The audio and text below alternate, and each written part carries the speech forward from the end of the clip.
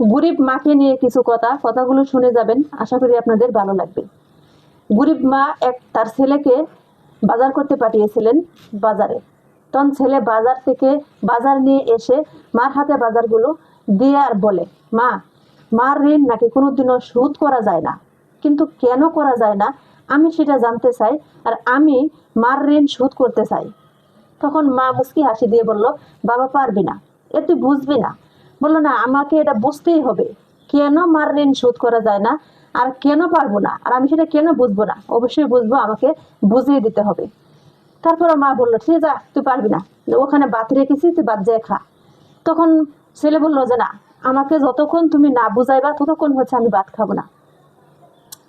ছেলে এরকম একটা জিদ শুরু করলো মার কাছে, যে সে জানবেই কেন সে মার ঋণ শোধ করা যায় না। শরীরের চামড়া দিয়ে যদি জুতা বানিয়ে দেওয়া হয় তারপরেও নাকি মার ঋণ শোধ হয় না, কেন হবে না আমি সেটা জানতে চাই, আমাকে সেটা বুঝাইতে হবে, আর আমি শোধ করতে চাই। ছেলে যখন এরকম জিদ করা শুরু করে তখন মা বলল, ঠিক আছে, ওই ভাতগুলো নিয়ে এসে আমাকে খাওয়াই দে। তখন মা দরজার সামনে বসলো আর ছেলে ভাতগুলো নিয়ে এসে মার মুখে তুলে দিল। একটা নলা দেওয়ার পরে মা বলল, আচ্ছা বাবা, ওই গাছের উপরে কি বলতো? তখন বলল, এটা কাক পাখি। ছেলে বলে, এটা কাক পাখি। তো মা মুখের ভাতগুলা খেয়ে নিল।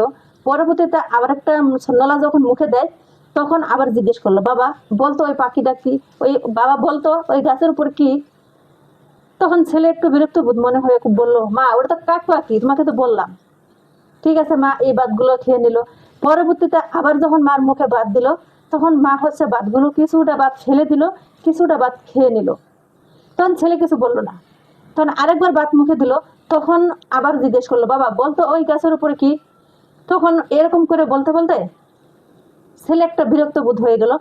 বারবার বলছি তোমাকে এটা কাক পাখি, তারপরে তুমি বারবার জিজ্ঞেস করছো কেন? এটা তো কাক পাখি, তুমি দেখতে পাচ্ছ না এটা কাক পাখি? তো এরকম করে বলে মা কিছু বললো না, ভাতগুলো খেয়ে নিল। খেয়ে নেওয়ার পরে আরেকবার ভাত মুখে দিবে, তখন বলল, আগে বল যে গাছের উপরে কি, তারপর আমি খাবো।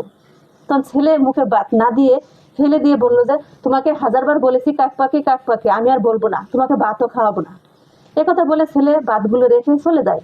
চলে যাওয়ার পরে তখন মা হাসতে হাসতে বলল, বাবা এদিকে আয়। তখন আসলো, যে এই জন্যই মার ঋণ কখনোই শোধ করা যায় না। কেন বললাম জানিস?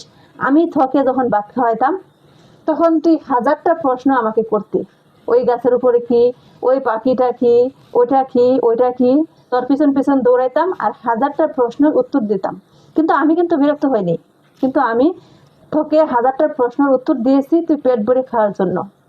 আমি কখনোই বিরক্ত হইনি। তোকে আমি জন্মের পর থেকে 5 বছর পর্যন্ত তোকে আমি এইভাবে প্রশ্নের উত্তর দিয়ে খাওয়াইছি, কিন্তু আমি কোনোদিন বিরক্ত হইনি। আমি চাইছি যে হাজারটা প্রশ্নের উত্তর আমি দেই, তারপরেও তুই পেট ভরে খা। কিন্তু সন্তান একবেলা খাবারের জন্য 3টা প্রশ্ন করেছি, তুই ভাতগুলো ফেলে দিয়ে চলে গেলি। তখন বললো, হ্যাঁ মা, বুঝতে পেরেছি, আমি আর কখনো এরকম করব না। এজন্যই মানুষ বলে যে মার ঋণ কখনোই শোধ করা যাবে না। আল্লাহ এজন্যই এরকম ধৈর্য শক্তি মাকে দিয়েছে। মা এরকম ধৈর্য শক্তি নিয়ে আসছে, কিন্তু মার মতন ধৈর্য শক্তি কিন্তু সন্তানের নাই।